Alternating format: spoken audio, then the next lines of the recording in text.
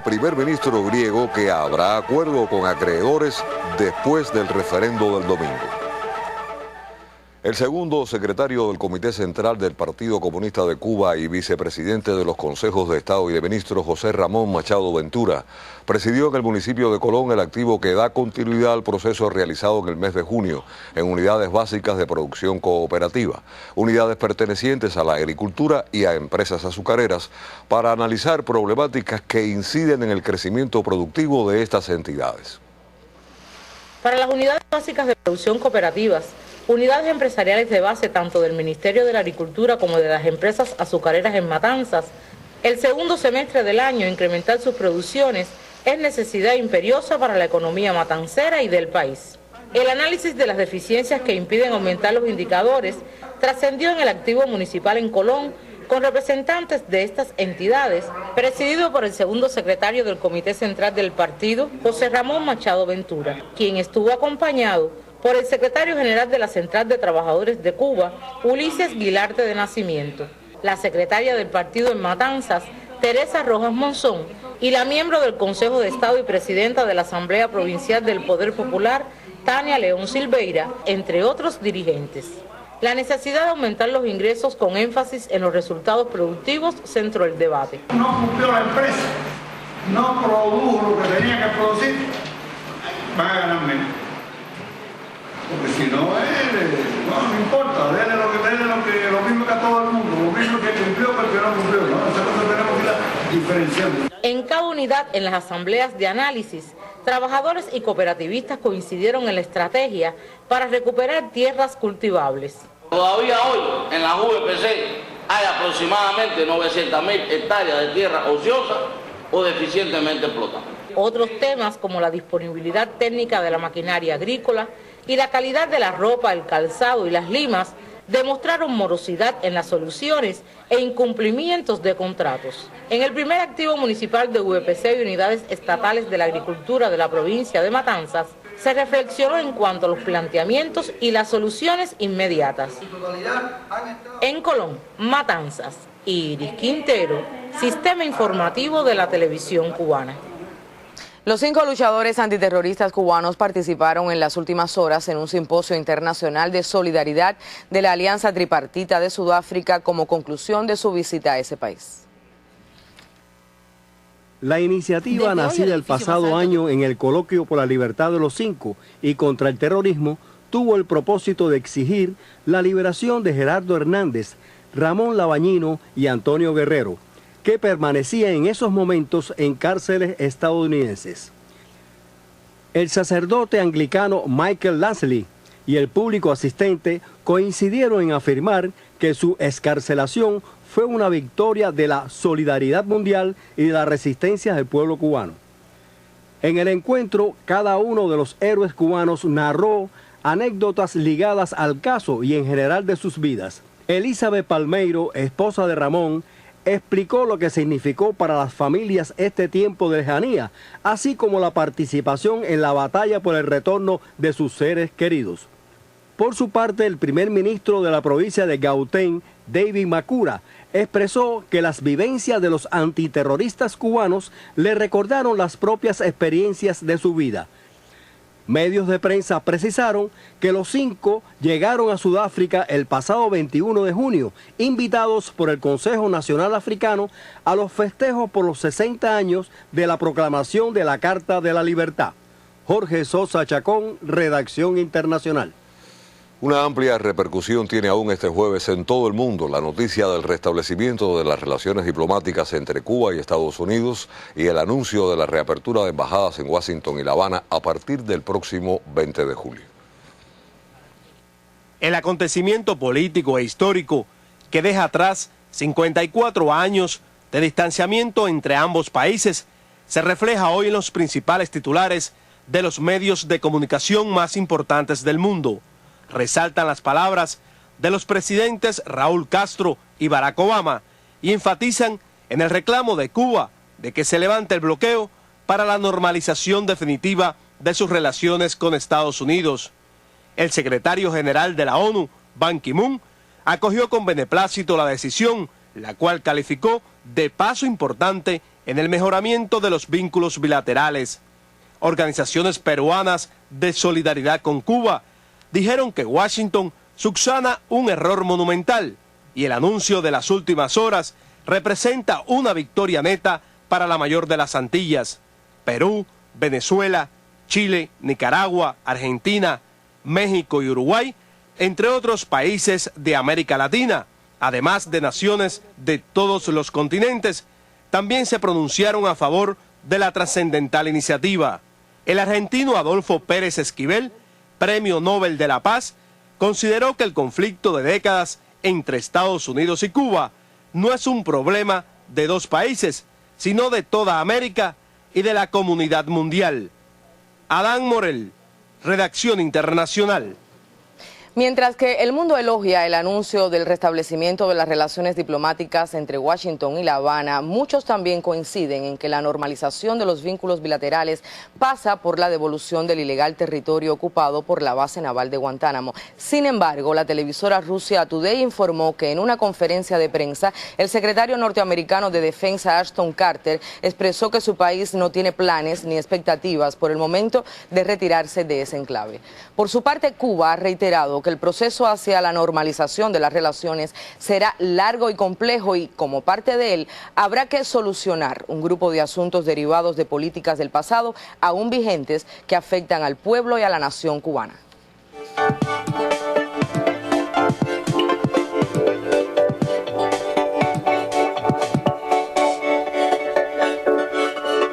Como antesala a su 36ª cumbre anual, la Comunidad del Caribe CARICOM celebró hoy en Bridgetown, Barbados, un coloquio sobre las perspectivas y los retos de desarrollo sostenible que enfrenta la zona.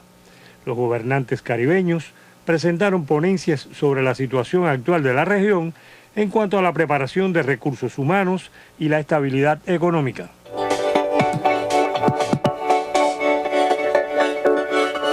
La plataforma Wikileaks informó este jueves que la Agencia de Seguridad Nacional estadounidense espió no solo a la canciller federal Angela Merkel, sino también a gran parte de su gabinete. Según documentos publicados hoy por varios medios alemanes, la NSA se interesó sobre todo por la política monetaria y comercial de esa nación europea.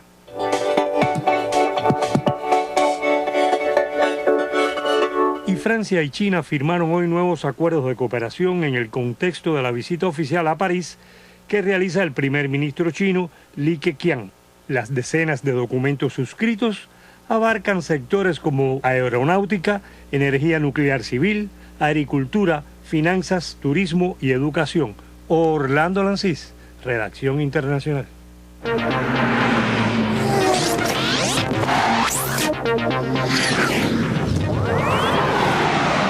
Bienvenidos a los deportes. Hoy terminó la actuación de la dupla cubana de Sergio González y Nivaldo Díaz en el Campeonato Mundial de Voleibol de Playa que se celebra en Holanda al caer ante la pareja brasileña de Pedro Sodenberg y Evandro Gonçalves. El dramático partido necesitó de 3 parciales para su definición, pues los brasileños habían ganado el primer tiempo con marcador de 21-19, mientras los nuestros retomaban la iniciativa y ganaban el segundo con idéntico marcador. Ya en el desempate, los sudamericanos lograron mantener y aumentar hasta 4 puntos la ventaja y cerrar por 15-11 el set. Los cubanos lograron plantarse bien, pero la experiencia de los brasileños, ubicados en el segundo escaño del ranking del Tour Mundial del Vóley de Playa, les permitió imponerse. De esta forma, la también considerada fuerte dupla cubana titular de los pasados Juegos Centroamericanos y el Caribe de Veracruz quedó entre las 16 mejores del mundo. Y en estos momentos el equipo Cuba de béisbol que participará en los Panamericanos de Toronto enfrenta a la selección universitaria de Estados Unidos en el segundo partido del tope bilateral con sede en Carolina del Norte. El derecho Giovanni Torres fue el abridor por Cuba, que hoy tuvo la siguiente alineación. Joseadoles primero en la tanda en el center, Manduley en el short, Cepeda como designado, Mayeta como cuarto en la inicial, William Saavedra en el izquierdo, Urmari Guerra en el derecho, Josvani Alarcón como catcher, Rudy Reyes en segunda y como noveno en la tanda y antesalista Raúl González. Ayer en el debut el equipo cubano no marcó hits ni carreras y en este momento el partido está en el tercer capítulo sin anotaciones por ambos equipos. Este tope consta de 5 partidos con descanso el domingo y el juego final el próximo día 6. Después, el equipo Cuba jugará ante las selecciones nacionales de Estados Unidos y Canadá, que participarán en los Panamericanos de Toronto. Y así vimos el deporte en el estelar. Tengan buenas noches. Y ahora continuamos con otras informaciones del acontecer nacional. En todo el país se alistan las delegaciones que participarán en el 10º Congreso de la Unión de Jóvenes Comunistas. En la provincia de Ciego de Ávila y el municipio especial Isla de la Juventud fueron abanderadas las representaciones que participarán en la magna cita juvenil. La Avenida de las Américas, situada en el avileño municipio de Venezuela, fue el escenario para la constitución de la delegación provincial que asistirá al 10º Congreso de la Unión de Jóvenes Comunistas. 19 delegados y 5 invitados conforman la representación de Ciego de Ávila, la cual no solo debatirá en torno a los principales problemas que afectan a los militantes del territorio, sino que extienden su mirada al universo juvenil. Hasta el 16 de julio, fecha en que los delegados partirán a la capital para participar en el Congreso, estos conformarán un programa de actividades, entre las cuales se encuentra el intercambio con miembros del Buró Nacional y la visita a lugares de interés económico, social e histórico. Cuando el 18 y 19 de julio próximos dé inicio el 10º Congreso de la Unión de Jóvenes Comunistas, los 6 representantes pineros en la máxima cita de la juventud cubana estarán debatiendo la realidad de una Cuba compleja que se renueva, pero que tendrá a los jóvenes como indiscutibles protagonistas. Sectores como la salud, educación, los campesinos están representados en esta pequeña delegación. Durante el acto fueron entregados los carnets como militantes de la UJC a un grupo de jóvenes y más tarde los delegados e integrantes del destacamento 55 aniversario de los CDR compartieron con combatientes de Playa Girón y autoridades del territorio. En la isla, Noel Otaño, Sistema Informativo de la Televisión Cubana. La embotelladora de Bayamo, en la provincia de Granma, se prepara para la etapa veraniega. Sus trabajadores e innovadores alistan la maquinaria para garantizar la producción ante cualquier imprevisto. Como cada verano, los trabajadores de la embotelladora de cervezas de Bayamo alistan su maquinaria. Se trata de la bebida insignia de los cubanos y ante tal urgencia, la calidad es lo primero. La fábrica bayamesa no responde a la alta demanda de consumidores de la provincia. Sin embargo, cada año produce más. La demanda está muy por encima de los volúmenes de producción que hoy nuestra fábrica realiza.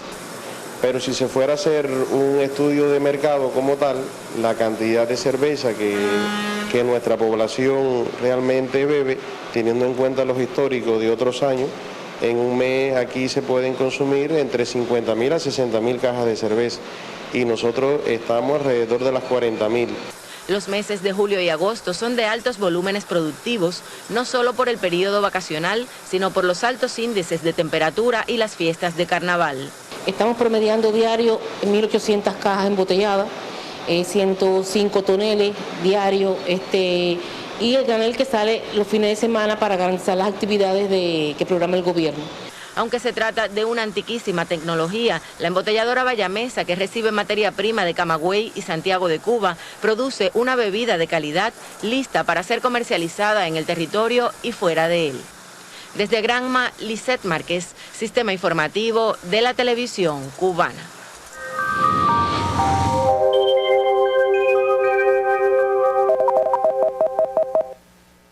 Hola, ¿qué tal mis amigos? Sentimos mucho calor. Y claro, esto es propio de esta época del año, nuestro verano. Y tenemos el anticiclón en el Atlántico con una cuña hasta el Golfo de México. Esa situación es inalterable y es la situación típica del mes de julio. Y a veces tenemos hasta un sistema secundario en el Golfo de México. Pero el calentamiento del día produce algunos chubascos, algunas tormentas eléctricas en la tarde a lo largo del territorio nacional. Y esas condiciones también las tendremos mañana viernes. Por lo tanto, se pronostica que tendremos sol y algunas nubes por la mañana. Y bueno, temperatura mínima por la madrugada, 23 a 25 grados Celsius. Por la tarde se elevarán las temperaturas hasta valores de 33, 34 grados, 32 en la Isla de la Juventud, con algunos chubascos, algunas tormentas eléctricas, fundamentalmente Pinar del Río e interior y sur del resto del occidente del país. Con respecto a la parte central, ahí tendremos también una mañana de sol, algunas nubes, poca nubosidad, mucho sol, 23, 24 grados de temperatura mínima por la madrugada. En la tarde, valores de 34 grados también, con algunos chubascos, algunas tormentas eléctricas, pero circunscritos fundamentalmente al interior y la costa sur del territorio central. En la parte oriental, ahí tendremos también una mañana de sol, algunas nubes ya al mediodía y 24 o 25 grados de temperatura mínima por la madrugada. En la tarde valores elevados de la temperatura, 34 y 35 grados Celsius. También por la tarde y debido al calentamiento del día, algún aislado chubasco o tormenta eléctrica en horas de la tarde o final de la tarde. Y los próximos días, fíjense que prácticamente no hay variación en el tiempo, incluso disminuyendo la lluvia para sábado o domingo, incrementándose ligeramente para el lunes en el occidente y centro. Y las temperaturas muy elevadas todos estos días, hasta 34, 35 grados y en algún valor 36 grados Celsius. Así que mis amigos, este es el tiempo. Les deseo que pasen un día muy feliz y hasta mañana.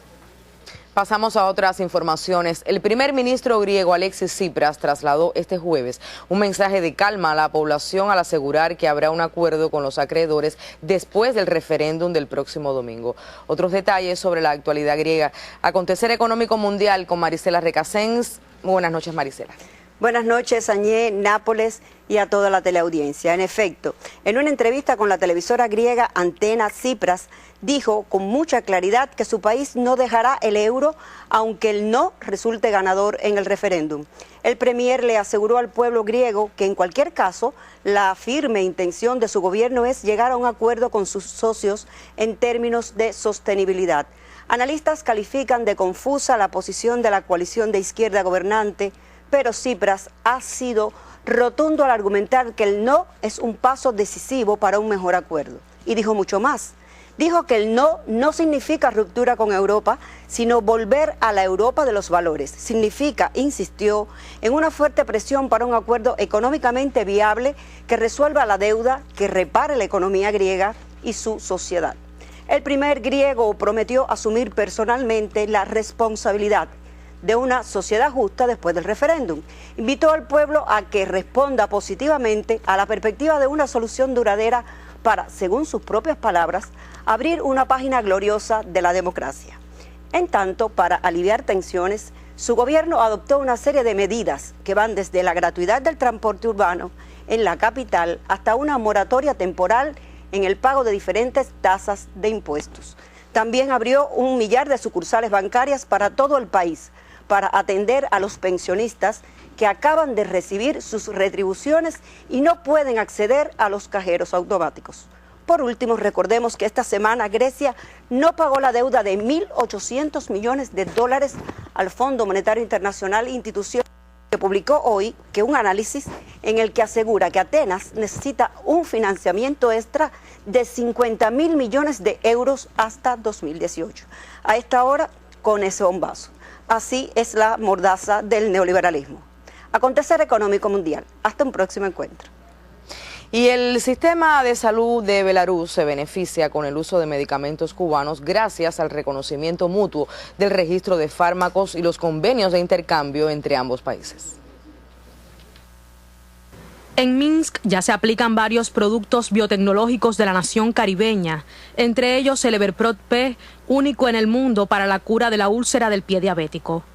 Las autoridades sanitarias de Belarus consideran que el medicamento cubano será más efectivo y ayudará a reducir el número de amputaciones que ascienden a 80.000 cada año en esa nación.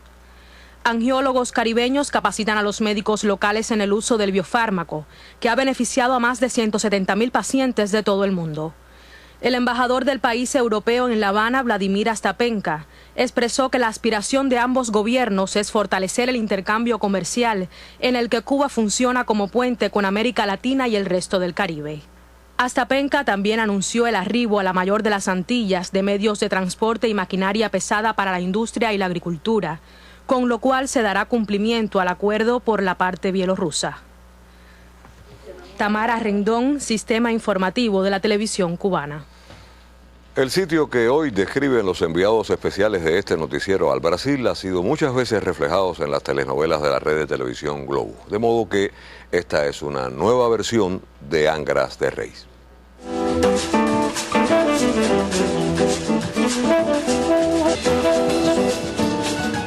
Angras de Reis es un municipio que está ubicado a 150 kilómetros de la capital del estado, Río de Janeiro.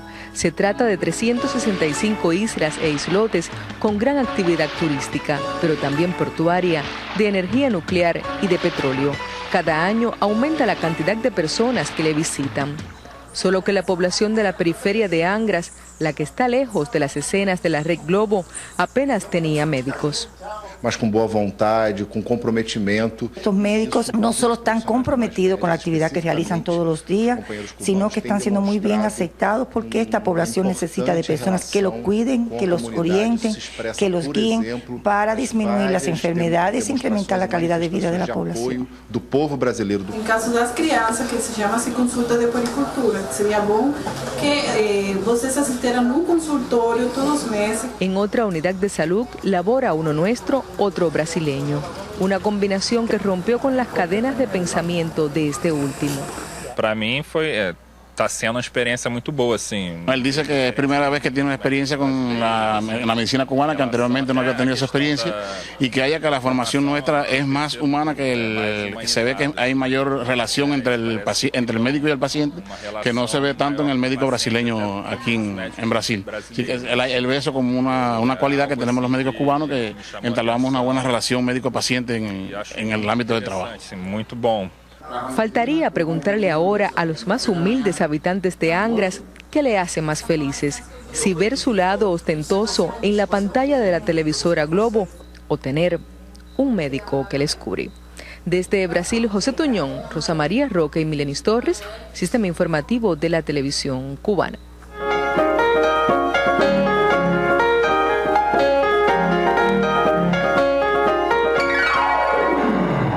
Muy buena. Alina. Sí, es verdad.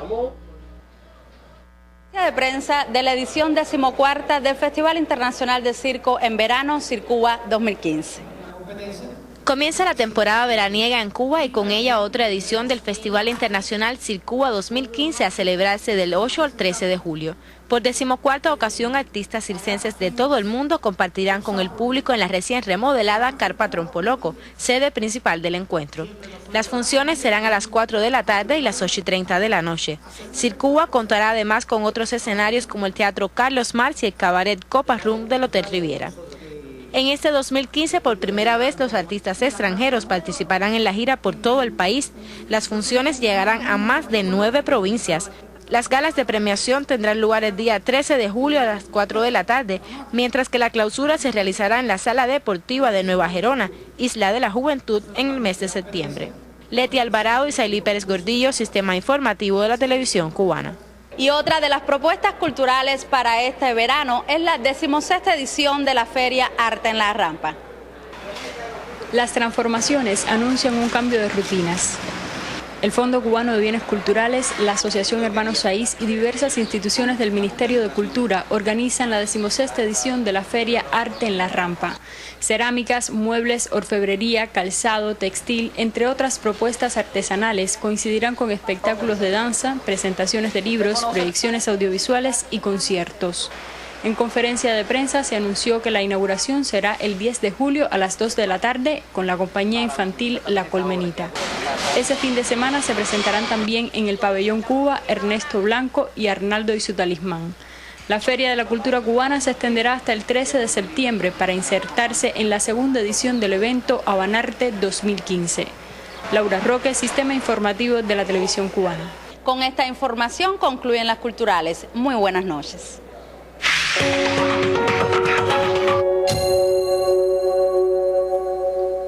El Estado cubano presta especial atención al enfrentamiento de hechos de corrupción en la economía nacional. A mediados de 2009, un grupo de funcionarios cubanos relacionados con los servicios petroleros se vieron envueltos en un suceso de esa índole. Esos hechos provocaron pérdidas millonarias a la economía del país, pues la producción de crudo de decenas de pozos se vio afectada por periodos prolongados y en otros se agotó el combustible. El siguiente reportaje del periodista Lázaro Manuel Alonso abunda en los sucesos. Envuelta entre cestas de regalos, combustible y grandes sumas de dinero, nació la relación entre la compañía uruguaya DFS y especialistas cubanos vinculados a la industria del petróleo. Emilio Cotter, un argentino representante de la firma uruguaya, se aseguró de encontrar en uno de los especialistas de la empresa comercial Cupet el aliado que facilitase la concertación de contratos entre empresas cubanas y DFS. Se determina primeramente que había entregas sistemáticas de cifras de dinero incluyendo 2 de los funcionarios especialistas cubanos que trabajaban directamente con los funcionarios estos extranjeros de la firma DFS, eran de origen argentino, que la firma realmente es de una casa matriz en Uruguay. Estaban recibiendo cifras de dinero de alrededor de 600 CUC mensuales cada uno, además de otros 25 nacionales que recibían, no con la sistematicidad mensual, sino en diferentes momentos y en menor cuantía, dinero también de la parte argentina. Estos regalos comenzaron a ser reciprocados en 2009, cuando el comprador de Comercial Cupet se aseguró de que la compañía DFS brindara servicios a la empresa de perforación e extracción de petróleo de Occidente. El objetivo del contrato firmado entonces tenía como propósito que la firma extranjera empleara uno de sus productos en los pozos cercanos al municipio Habana del Este. En eso se introduce también la empresa esta DFS uruguaya y trata de empezar a suministrar el producto e igualmente alteran la norma cubana para hacer el producto que pudiera introducirse. Y así se hace, se empieza a introducir. De todas formas, la población de Habana del Este continúa sus quejas a partir del alto contenido sulfídrico en el ambiente, y después en la investigación se determinó que realmente no secuestraba el sulfídrico en los niveles que planteaba la firma suministradora. Hicieron las pruebas en el terreno, no como debió hacerse, y realmente secuestraba, lo que traía consigo demasiadas incrustaciones. Cuando se utilizan, se va a cualquier compañía o cualquier firma extranjera, tienen como idea de introducir un nuevo producto en las zonas petroleras. El CIMPET tiene la responsabilidad de hacer los ensayos de laboratorio con el objetivo de evaluar si esos productos que se van a utilizar son compatibles con los fluidos que existen en el yacimiento. Y para eso se realizan los estudios de compatibilidad. La mentalidad corrupta esta del extranjero Emilio Cotter lo llevó incluso a sobornar a dos especialistas del Centro de Investigación en la Industria Química para que hicieran un peritaje falso, que lo presentaron ante algunas de las autoridades cubanas como aval de que el producto sí estaba homologado en el país, cuando realmente ni se le había realizado tal peritaje al producto, ni ese era el centro indicado para realizar los correspondientes peritajes de homologación. El comprador de Comercial Cupet no realizó una búsqueda en el mercado de otras firmas más rentables que realizaran dichas operaciones, sino que benefició a la firma DFS por los regalos que su representante en Cuba le suministraba. Ello condujo a que se cometieran 33 violaciones en el proceso de contratación. Por ejemplo, no se rompió el contrato. Es una violación. No se hicieron análisis de precios. Tiene que tener análisis de precios. No se comprobaron los precios en el mercado internacional. Hay compañías similares que dan servicio. Hay que comprobar, tener varios. No se tenía un banco de proveedores actualizados. Esta compañía uruguaya no se encontraba en la cartera de proveedores de la empresa Comercial Cupet. O sea, se quebranta ahí y de pronto lo introducen en la cartera de proveedores sin ningún otro aval, o sea, solamente con un acta. Pero ahí no terminó la actuación de DFS en la industria petrolera cubana. Un contrato posterior, también condicionado por el comprador de Comercial Cupet, permitió a la firma uruguaya realizar el servicio de lodo en varios pozos de la zona Bocas de Jaruco. Nuevamente, el especialista de la empresa cubana desestimó buscar otras firmas que realizaran dicho servicio a precios más bajos. El resultado fue daños considerables a los yacimientos del área Seboruco, algunos irreparables hasta la actualidad. Comprobamos la calidad del producto, comprobamos si la mezcla que ellos preparaban para este trabajo servía o no servía en realidad, para ver si controlaba el fluido del pozo o no. Y al comprobarlo demostramos de que este producto no era afín a los pozos, porque lo que más que controlarlo, lo que hacía era tupirlo.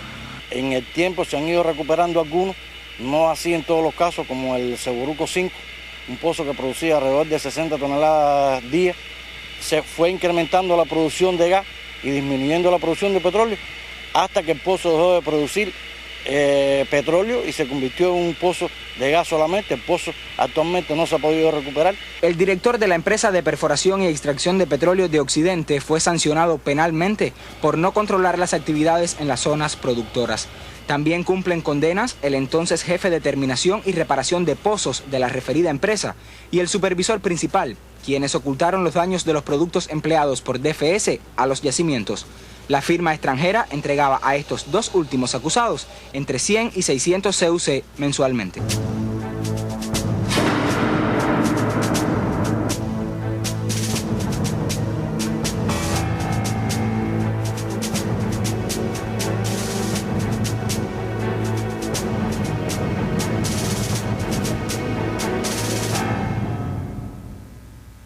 Los funcionarios cubanos enfrentaron cargos por los delitos de cohecho, actos en perjuicio de la actividad económica o la contratación, incumplimiento de obligaciones en entidades económicas, abuso en el ejercicio del cargo y falsificación de documentos privados. En el caso de Emilio Cotter, existen algunos indicios alrededor de su conducta que hacen sospechar que realmente ese no era el fin, sino que ahí podía haber un fin de dañar la economía cubana a partir de algunos antecedentes de su presencia en empresas petroleras norteamericanas en los finales de la década del 90. Emilio Cotter no tuvo forma de justificar de dónde salían los fondos con los que él repartía dinero entre los funcionarios cubanos. Emilio Cotter nunca nos pudo decir a nosotros dónde era el domicilio legal de la firma DFS en Uruguay. Le preguntábamos, bueno, ¿dónde se reunían? No, en hoteles en Argentina, nos veíamos en un hotel y nos reuníamos. ¿A qué teléfono fijo tú llamabas de DFS en Uruguay? No, yo llamaba a los celulares de mis jefes. O sea, evidentemente no tuvo forma de justificar un grupo de cuestiones que se convierten en indicios cuando usted los une con el daño a 14 pozos de petróleo aquí en nuestro país. Hechos que condicionaron pérdidas millonarias, que pusieron en riesgo la evolución de un sector tan decisivo para la economía y que desacreditaron la moral de quienes incurrieron en ellos. Lázaro Manuel Alonso, Sistema Informativo de la Televisión Cubana. Fueron titulares en la emisión estelar la participación de Machado Ventura en el activo de unidades básicas de producción cooperativa. La presencia de los 5 en un simposio de solidaridad durante su último día en Sudáfrica. La repercusión internacional por el restablecimiento de las relaciones diplomáticas entre Cuba y Estados Unidos. Y el anuncio del primer ministro griego de que habrá acuerdo con los acreedores después del referendo del domingo. Finaliza así la emisión estelar. Antonio Nápoles, Áñez Becerra, deseamos pasen todos muy buenas noches. El seguimiento a estas informaciones y otras de última hora, usted también las tendrá en la dirección www.cubatv.co. Hasta mañana.